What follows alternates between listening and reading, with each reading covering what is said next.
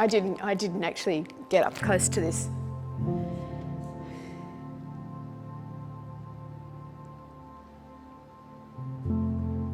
My name's Rhonda Aliff. I'm multi-generational from Cobargo.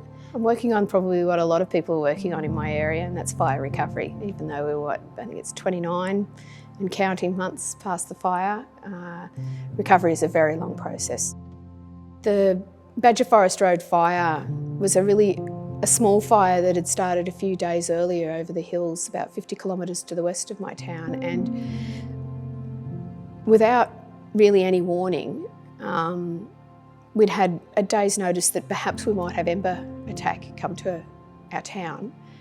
But through the middle of the night on New Year's Eve, the beginning of that day, the fire just turned into a pyroclastic firestorm, and it just raced through everything. So it came from 50 kilometres away, and it just exploded. This was on the main street of my town, and right in the heart of my town, this got taken out along with all of the buildings on both the east and west of the street. This sat in front of our public toilet with all of the gardens that were there, and next door to it was Bangles Gallery, and next door to that was the yoga studio, and then it was the leather shop, and then it was my family shop, and then where my grandparents had owned. And when you saw it on the main street, it was in amongst all of that rubble, it was in amongst all of that destruction.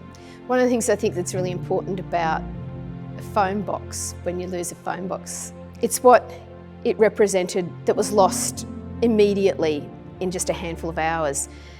When you have a disaster of the magnitude we experienced, you lose every single piece of critical infrastructure.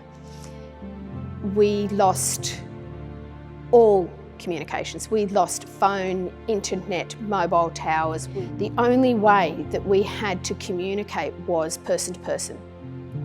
And when you're in a community, person to person, you have to trust each other and have each other's back. And when you want to sort of talk about what this also can be a symbol of, it's how major infrastructure fails and community doesn't.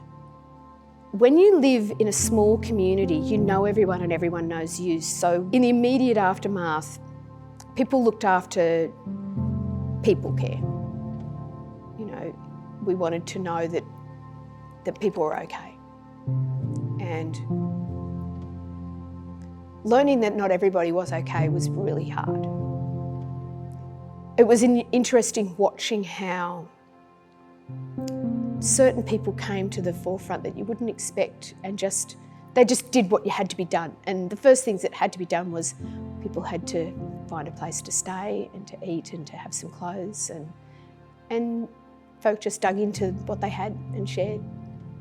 So it started from sharing, and I think that sharing continues today, that we share resources, we share ideas, we share a common desire to recover, not to put back what was there from before, but to rebuild, holding the very best things that we are.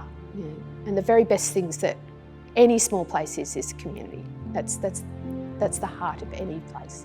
That it sits next to a power pole from Cyclone Tracy sort of says a great deal about Australian history, that these were pivotal moments, at least in my lifetime. I can remember, you know, Cyclone Tracy, and I'm never going to forget the Badger Forest Road fire in Cobargo. I don't think people should forget those things, and so it moves me that people will remember my town.